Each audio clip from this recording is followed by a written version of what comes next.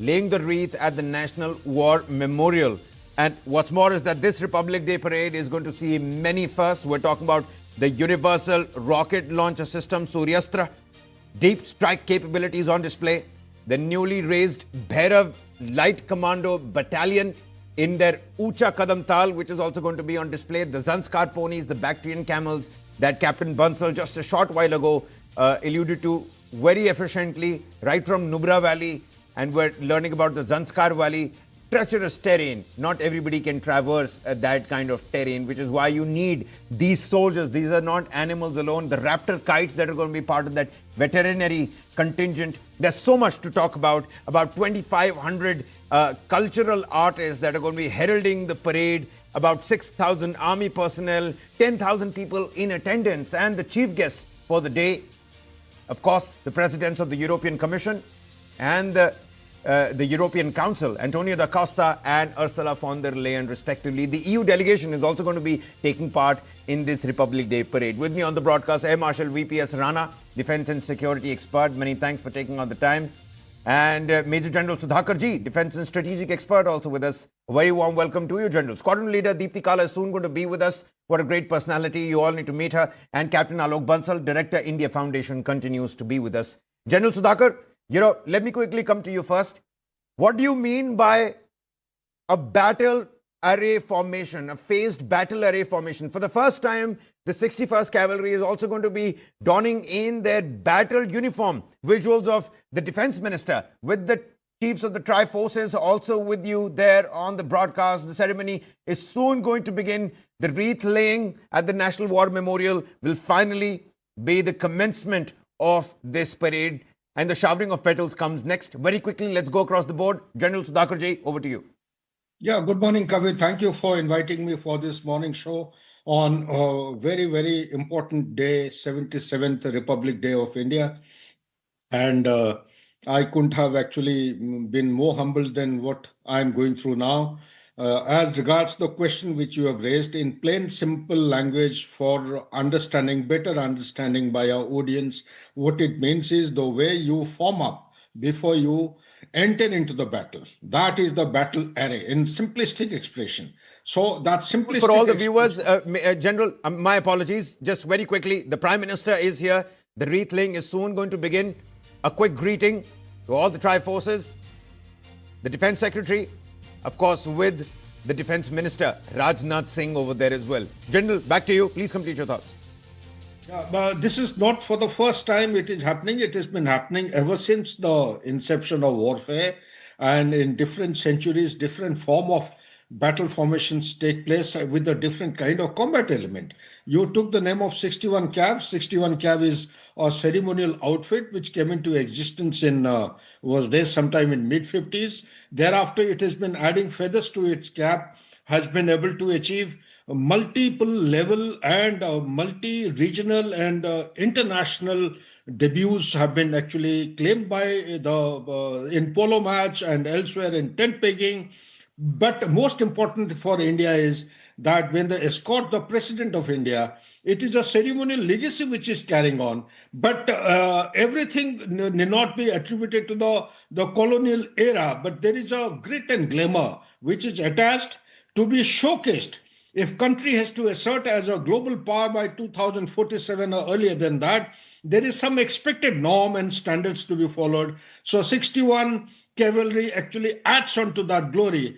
Besides the achievement, the same 61 Cav also has got distinction of having participated in battles like Haifa, way back in First and Second World War in Israel. They have also contributed in different forms, because if you go into the history of 61 Cav, one would come to realize that in the colonial era of India, undivided British India Empire, the different princely states, each of the princely states, they used to have cavalry. So the cavalry has been brought together, and post-independence, we went into actually create or raise an organization like 61 Cav. They are housed in the President's Palace in the surrounding areas. Otherwise, they are located... Come, General. Look at how far we have come. This is our growth story as well. The parade is going to begin. It will start with the visit of the Prime Minister, which you're seeing on your screens, to the National War Memorial. He is leading the nation as we speak in paying solemn tributes to the fallen heroes by laying a wreath at the National War Memorial. The Prime Minister and other dignitaries will soon head to the saluting dais. But before that, let's dip in and listen in and serenade ourselves in that patriotic fervor.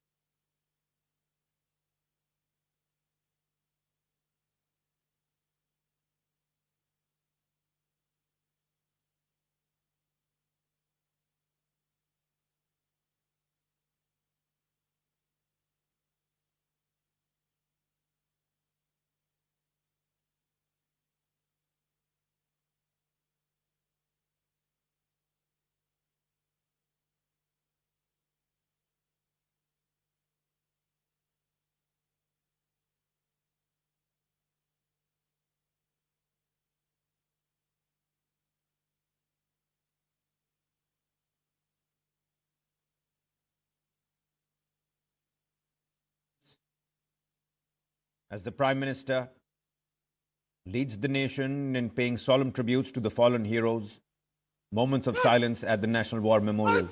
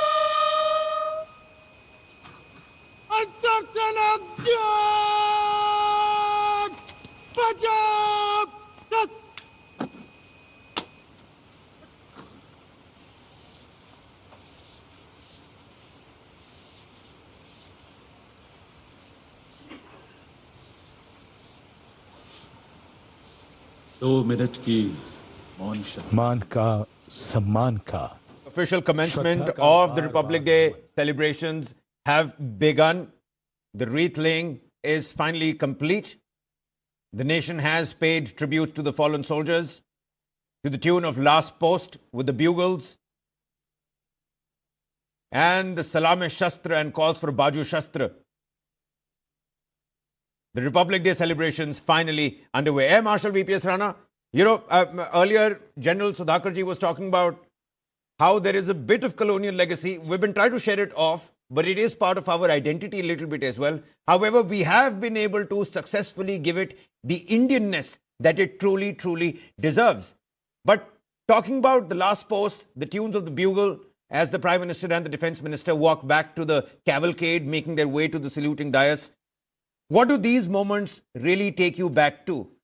Talk to the viewers about your first Republic Day celebrations, your time in the services, and what it means to the entire nation when you're talking about the quote-unquote Indian growth story on display today.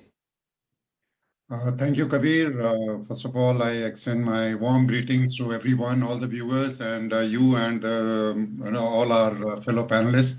I think you've chosen my opening statement. That's precisely what I wanted to talk about. That this is a transformation of power, from the elite to the common man. I mean, if you see, you just a moment before you talked about we would witness the president, sitting in that buggy, which was actually meant for elite viceroys. And there was so much of difference between the common man and the elite that were ruling us.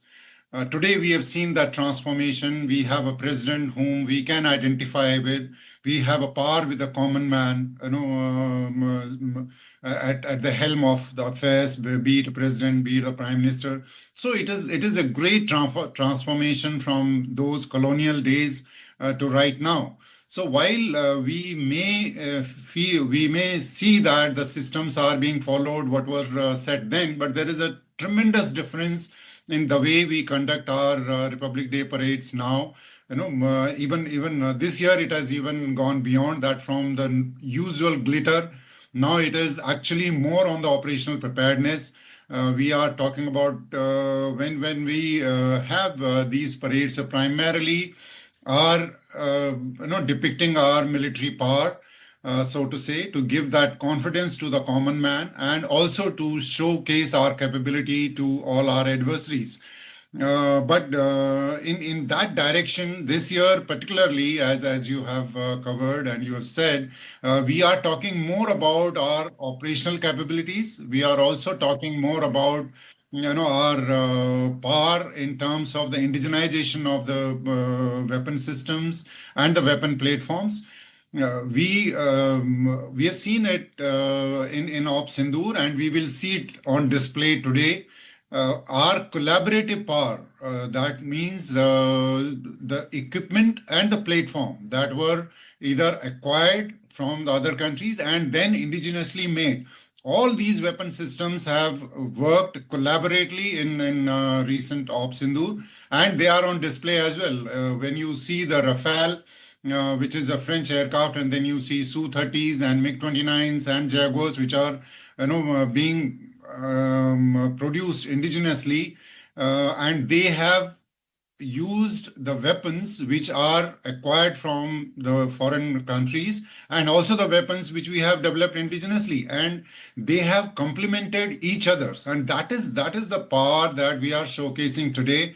That while we have a plethora of weapons and plethora of these weapon platforms, which comprise the one which are developed from and acquired from the other countries, but equally potent weapon systems and weapon platforms are there today that are working alongside and complementing that complete arsenal, which are developed indigenously. So I think that is one great message that is being given, particularly in this year's Republic Day parade.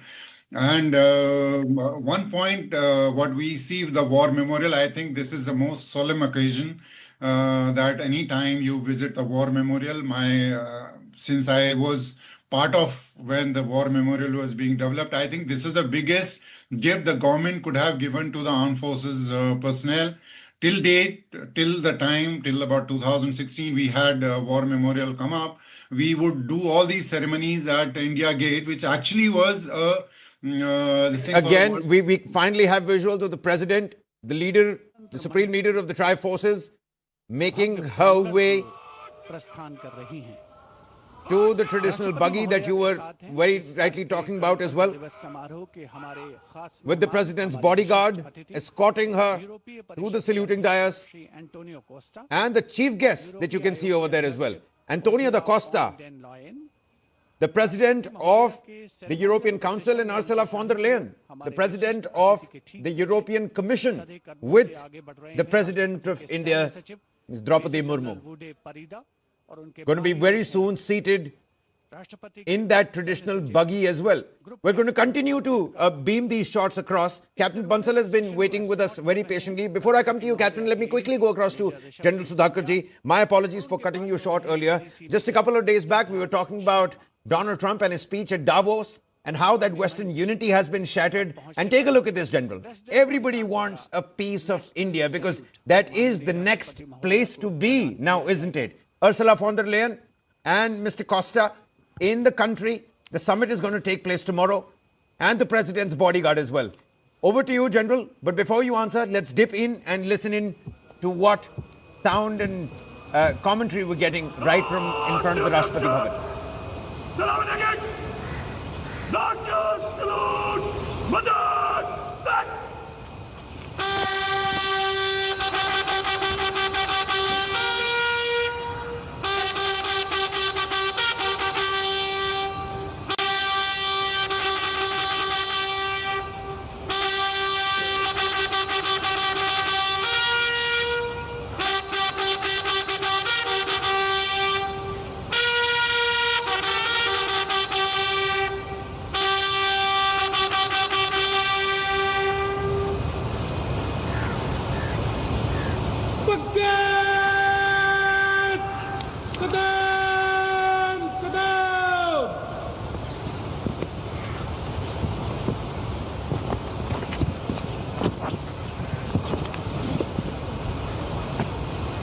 Rashtrapati Bhavan के भव्य प्रांगण में president bodyguard lined up हैं और अब आगमन हो रहा है. And the traditional buggy now finally on our screens as well. But General, let me come back to that point that I was alluding to earlier. Would you like to throw some light on why everybody wants a piece of India, even as the US president is constantly trying to shatter that Western unity? Look at the European Council's president and the Commission's president here in India. Kabir, thank you for throwing the question at me, and must compliment you putting your finger on the right issues. You see, since time is short, let me share with the viewers. There is a book called Monsoon. I think I alluded to when you were the anchor in your channel.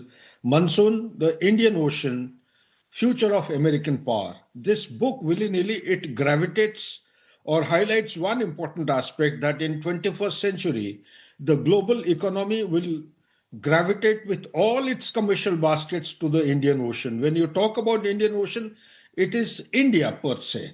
And it is surrounded by many immediate neighborhoods, including Tanzania, which is far off, Indonesia, etc. So what I'm trying to say, India as on today has got more than 500 million. It is, to be specific, 570 million consumers who spend more than $12 a day. This is not my figure. It is being given by United Nations agency who is dealing with. China has got 787. By 2035, India would have overtaken China, because nobody can stop India from growing rapidly or much faster than what it is happening today. So the transatlantic relationship, the architecture based on which the global apex organizations are existing as on today, have shown very distinct fault lines.